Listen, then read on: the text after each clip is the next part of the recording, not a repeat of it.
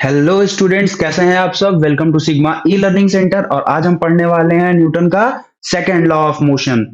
Class 9 का course है ये। और इसमें हमने लास्ट लेक्चर में पढ़ा था कि फोर्स क्या होता है और न्यूटन्स लॉ ऑफ मोशन का फर्स्ट लॉ क्या है। तो एक बार उसका रिवीजन कर लो। A body will remain in state of rest और of uniform motion along a straight line unless acted upon by some external force. Okay. और इस लॉ को हम क्या बोलते हैं? लॉ ऑफ इनर्शिया बोलते हैं, गैलीलियोस लॉ ऑफ इनर्शिया बोलते हैं। फिर हमने पढ़ा था कि इनर्शिया क्या होता है। इनर्शिया क्या होता है? Tendency of an object to continue its state of motion either of rest और of uniform motion along a straight line. Okay. और ये क्या था? Inertia directly proportional to the mass of body था। अभी तो इतनी चीजें हमने पढ़ ली थी। तो मैंने लास्ट लेक्चर में आपको बताया था कि अगर ब्लॉक हैवी रहेगा, कोई भी ब्लॉक अगर हैवी है, तो हमें ज्यादा से ज्यादा फोर्स लगाना पड़ेगा। ये हमने आपको बताया था। तो अभी तो आपने पढ़ लिया था कि फोर्स लगता है सर। अब फोर्स लगता है तो फोर्स क्या करता है? उसकी स्टेट को चेंज करता है। मींस वो रेस्ट में है तो उसको मोशन कराएगा, मोशन में है तो शायद वेलोसिटी इंक्रीज करे या डिक्रीज करे या डायरेक्शन चेंज करे। ये चीजें अपने काम की हैं। बाकी और क्या क्या काम करता है वो फर्स्ट लेक्चर में है, वहां से आप देख सकते हो। तो एक बात बताओ बेटा, अगर फोर्स लग रहा है किसी बॉडी पे, ये एक बॉडी है जो रेस्ट पे है, सपोज करो u बराबर 0 है, और आपने सफिशियंट अमाउंट ऑफ फोर्स लगाया। सफिशियंट अमाउंट ऑफ फोर्स का मतलब क्या है? आप लास्ट लेक्चर देख सकते हो, जो इसका पिछला लेक्चर था उसमें मैंने बताया हुआ है। तो सफिशियंट अमाउंट ऑफ फोर्स आपने लगाया, इतना फोर्स जो इसको मूव कराने के लिए काम करेगा, मूव करा देगा। तो क्या हुआ? बॉडी मूव की। और बॉडी मूव की तो क्या हो गया? ये इसकी वेलोसिटी v हो गई, मीटर पर सेकेंड। तो एक बात बताओ, वेलोसिटी चेंज हुआ कि नहीं हुआ फोर्स लगाने पे?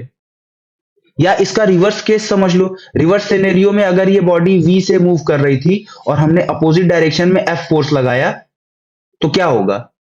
ये फिर से आके रेस्ट में नहीं आ जाएगी। इसको मैं अलग फिगर से ही बता दे रहा हूं वरना कंफ्यूजन हो जाएगा। ये पहला केस था जहां पे हमने रेस्ट से बॉडी को मोशन कराया है। अब ये हमारा दूसरा केस है कि ये ऑब्जेक्ट मूव कर रहा है, पहले से मूव कर रहा है। ये v मीटर पर सेकेंड से मूव कर रहा है इस डायरेक्शन में। और हमने क्या किया? हमने फोर्स अप्लाई किया इस डायरेक्शन से। तो अभी क्या हो गया? जो बॉडी है उसकी वेलोसिटी u हो गई। रेस्ट में नहीं आई है अभी, u कैन बी 0, बट अभी के लिए u 0 नहीं है, चल रहा है, पर वेलोसिटी डिक्रीज हो गई। अपोजिट केस क्या होता?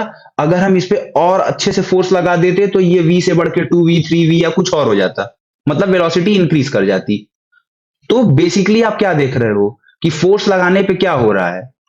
फोर्स लगाने पे आप एक चीज देख रहे हो कि whenever we are applying force on the body, it is generating और प्रोड्यूसिंग एक्सिलरेशन।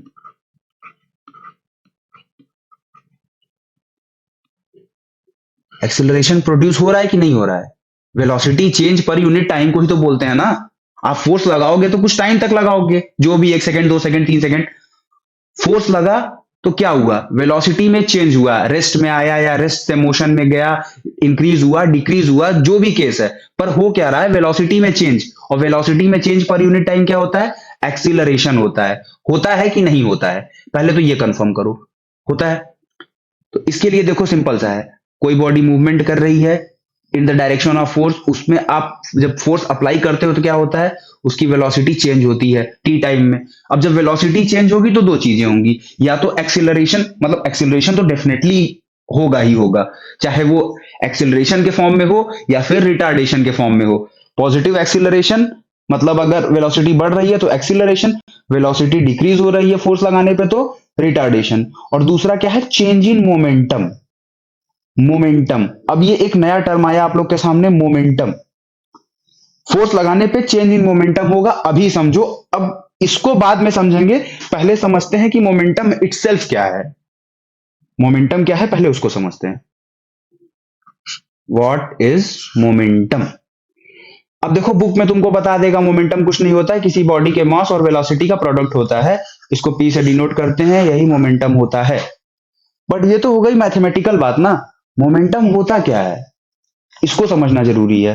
ये तो ठीक है कि P is equal to mv होता है, where m is the mass of body and v is the velocity of the body. तो हो गया उसका मोमेंटम। बट मोमेंटम एक्चुअल में क्या होता है, वो कैसे आता है सर? तो पहले तो एक एग्जांपल देख लो कि अगर एक सपोज करो कि आप जा रहे हो, आप खड़े हो, आप नहीं कोई और खड़ा है बेटा, सपोज करो अगर आपको एक साइकिल से पुश लगे जो कि 10 मीटर पर सेकेंड की वेलोसिटी से आ रही है आपकी तरफ, और ये आपको पुश करे, तो आप इंजर्ड हो जाओगे, आपको चोट लग जाएगी। लेकिन सपोज करो अगर यहां पे एक ट्रक आ रही है, वो 12 टायर वाली होती है ना, वो आ रही है, और वो भी 10 मीटर पर सेकेंड के रफ्तार से ही आ रही है, और उसके सामने पड़ गया कोई आदमी, तो एक बात बताओ, ये ज्यादा इंजर्ड होगा या ये तो शायद चला ही जाए ऊपर, होगा कि नहीं होगा? तो ऐसा क्यों हुआ? दोनों की वेलोसिटी तो इक्वल थी। फिर ऐसा क्या हो गया कि इसने धक्का मारा तो ये चोट लगी, और इसने धक्का मारा तो आदमी मर गया। तो आप अपनी जनरल ऑब्जर्वेशन से कहोगे सर साइकिल का जो मास है, इसका मास इसके मास से कम है, ट्रक का मास साइकिल के मास से बहुत ज्यादा है। तो क्या हुआ सर? तो हुआ सर ये कि इसका मोमेंटम जो है mv, इसके मोमेंटम mv से कम है। और जितना ज्यादा मोमेंटम होगा उतना ज्यादा फोर्स रिक्वायर्ड होगा उसको रोकने के लिए। मोमेंटम को अगर आप एकदम सिंपल लैंग्वेज में समझना चाहते हो तो momentum is inertia in motion. Inertia मतलब क्या होता था? वो अपना स्टेट कंटिन्यू करता था ना, लेकिन इनर्शिया रेस्ट में भी होता था, यूनिफॉर्म मोशन में भी होता था। मोमेंटम किसी बॉडी का क्या कहता है? कहता है कि अगर बॉडी मूव कर रही है तो मोमेंटम उसको मूव कराता ही रहता है, उसको रोकने के लिए जितना ज्यादा फोर्स रिक्वायर्ड होता है उसको हम मोमेंटम बोलते हैं। मतलब कि आप ऐसे समझो कि कितना कठिन है किसी मूविंग बॉडी को रोकना, ये हम मेजरमेंट मोमेंटम से करते हैं, समझे? तो बेसिकली मोमेंटम क्या हो गया? मोमेंटम को आप समझो कि how difficult it is to make an object stop और एट रेस्ट। मतलब कि दो बॉडीज हैं, अब आपको एक साइकिल रोकनी हो तो आप आराम से रोक लोगे ना, लेकिन अगर सेम वेलोसिटी पे एक ट्रक आए तो आप उसको क्यों नहीं रोक पाओगे? क्योंकि उसका मोमेंटम ज्यादा है। मोमेंटम क्या है? मोमेंटम इनर्शिया इन मोशन होता है। और ये क्या होती है? ये एक टेंडेंसी होती है, जैसे इनर्शिया एक टेंडेंसी होती थी to continue its state of motion either of rest or of uniform motion along a straight line। तो मोमेंटम क्या कहता है? Momentum is the tendency of the body to remain in motion, only in motion, यहां rest की बात नहीं हो रही है, टू रिमेन इन मोशन। मतलब ये मोमेंटम किसी बॉडी की टेंडेंसी होती है टू रिमेन इन मोशन। तो अगर आपको किसी बॉडी को रोकना है तो आपको बहुत ज्यादा एक्सेसिव फोर्स लगाना पड़ेगा। जितना ज्यादा मोमेंटम होगा उतना ज्यादा फोर्स आपको लगाना पड़ेगा रोकने के लिए। अब एक बात बताओ, जब कोई ट्रक आती है और वो किसी पोल से ही कोलाइड करती है, पोल से ही कोलाइड कर रही है, मान लो जब एक्सीडेंट होता है पोल से कोलाइड कर रही है, तो आप कर क्या रहे हो? आप इस पे फोर्स लगा रहे हो। जो पोल है वो क्या कर रहा है? बेसिकली इसकी वेलोसिटी मास तो इसका सेम रहेगा, ये एम वी से आ रहा था और इनको एम इंटू जीरो करना है, ट्रक को रोकना है, तो बहुत ज्यादा फोर्स लगाना पड़ेगा ना। और इसी वजह से क्या होता है, कभी पोल गिर जाता है, अगर इसका मोमेंटम ज्यादा होता है तो पोल गिर जाता है, ट्रक आगे चली जाती है थोड़ी दूर, नहीं तो ट्रक बिल्कुल खराब हो जाती है। समझ में आ रही है बात? जनरल एग्जांपल है, बाकी डेफिनेशन की कोई दिक्कत नहीं है, डेफिनेशन तो आपको यहाँ पे पूरी मिल जाएगी। यह है आपकी definition. If a body has mass m kg and it is moving with a velocity v meter per second, then the momentum of the body is denoted by p and defined as the product of mass of the body and its velocity। p is equal to mv होता है, ये एक vector quantity होती है, ये भी इसमें मास और सॉरी डायरेक्शन और मैग्नीट्यूड दोनों होता है, ठीक है। तो ये आ गया मोमेंटम आपका। तो फोर्स लगाने पे बेटा क्या हो रहा है? मोमेंटम समझ में आ गया ना, ये टेंडेंसी है of the body to remain in motion. Inertia क्या था? To remain in state of motion, मतलब वो रेस्ट में भी और ऐसे भी। और मोमेंटम क्या है? मोमेंटम दोनों पे डिपेंड करता है। इनर्शिया सिर्फ मास पे डिपेंड करता था, लेकिन मोमेंटम डिपेंड करता है मास पे भी, और मोमेंटम डिपेंड करता है वेलोसिटी पे भी। इसीलिए जो हमने एग्जांपल लिया था साइकिल वाला और ट्रक वाला, तो यहाँ पे वेलोसिटी तो दोनों की सेम थी, लेकिन इस जो साइकिल का मास था वो ट्रक के मास से बहुत कम था। तो इसीलिए जब कोलिजन होगा तो इसका मोमेंटम शिफ्ट होगा बॉडी पे, मोमेंटम ट्रांसफर आपको बताऊंगा मैं। मोमेंटम ट्रांसफर होगा तो यहां ज्यादा फोर्स अप्लाई होगा कि यहां ज्यादा फोर्स अप्लाई होगा बॉडी पे? ऑब्वियस ही बात है, इसका मोमेंटम कम है तो यहाँ कम फोर्स अप्लाई होगा, यहाँ ज्यादा मोमेंटम है तो यहाँ ज्यादा फोर्स अप्लाई होगा, और यहाँ पे डेथ हो जाएगी या हैवी इंजरी होगी। ठीक, अब आते हैं आगे। चलो अब देखो, दोनों चीजें मैंने आपको बता दी कि अगर फोर्स लग रहा है तो एक्सीलरेशन होगा क्योंकि वेलोसिटी चेंज होगा, और मोमेंटम तो चेंज हो ही रहा है। तो आओ चलो इसको समझते हैं अच्छे से। सपोज करो एक बॉडी है जिसका मास m है, ठीक है। Let us suppose there is a body having mass m and it is moving with a initial velocity u metre per second from position a। Okay, समझ में आई बात? ये बॉडी ए पोजीशन पे है और ये मूव कर रही है u मीटर पर सेकेंड से, और तभी इस पर फोर्स अप्लाई किया गया है, फोर्स F। ओके, अच्छा, फोर्स F लगाने पे क्या हुआ कि t सेकंड चलने में ये पॉइंट B पे पहुंच गई, और इसकी वेलोसिटी क्या हो गई? mv, मतलब वेलोसिटी क्या हो गई? v हो गई, मतलब u से इसकी वेलोसिटी चेंज हो गई v पे। पहली चीज तो अगर पॉइंट A पे हमको निकालना हो मोमेंटम एट पॉइंट A क्या होगा? mu, और मोमेंटम एट पॉइंट B क्या होगा? mv, क्योंकि मोमेंटम क्या होता है? मास इनटू वेलोसिटी, और यहां पे मास m था, यहां भी मास m है क्योंकि बॉडी सेम है। यहां पे वेलोसिटी u थी लेकिन पुश लगने के बाद v हो गई। हो गया? अब एक बात बताओ, तो चेंज इन मोमेंटम कितना हुआ? चेंज जब भी निकालना होता है, चेंज इन मोमेंटम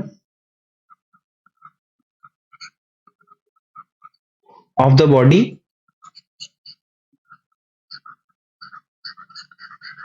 क्या हो जाएगा?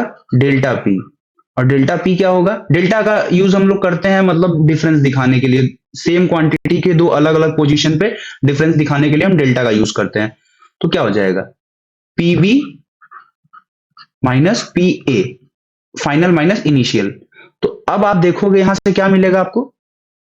आपको मिल जाएगा delta P change in momentum, ये क्या हो जाएगा? ये हो जाएगा M V minus M U. होगा कि नहीं होगा?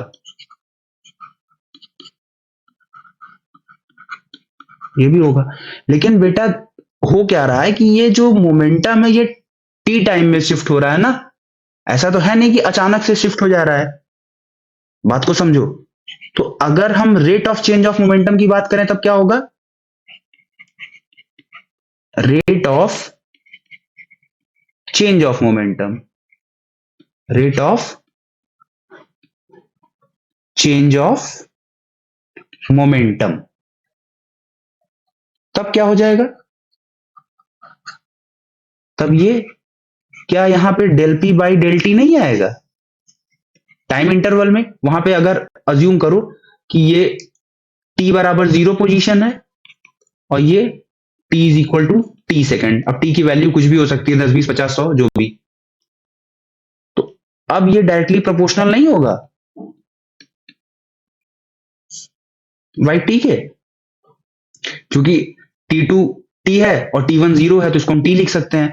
और यही न्यूटन का सेकंड लॉ है कि rate of change of momentum is directly proportional to the force applied F। तो F is directly proportional to M V minus U upon T. Proportionality constant हटाने के लिए हम क्या कर रहे हैं? प्रोपोर्शनैलिटी हटाने के लिए हम एक प्रोपोर्शनैलिटी कांस्टेंट इंट्रोड्यूस कर रहे हैं, K M V minus U by T, where K क्या है? के इज प्रोपोर्शनैलिटी कांस्टेंट। ओके, ठीक है।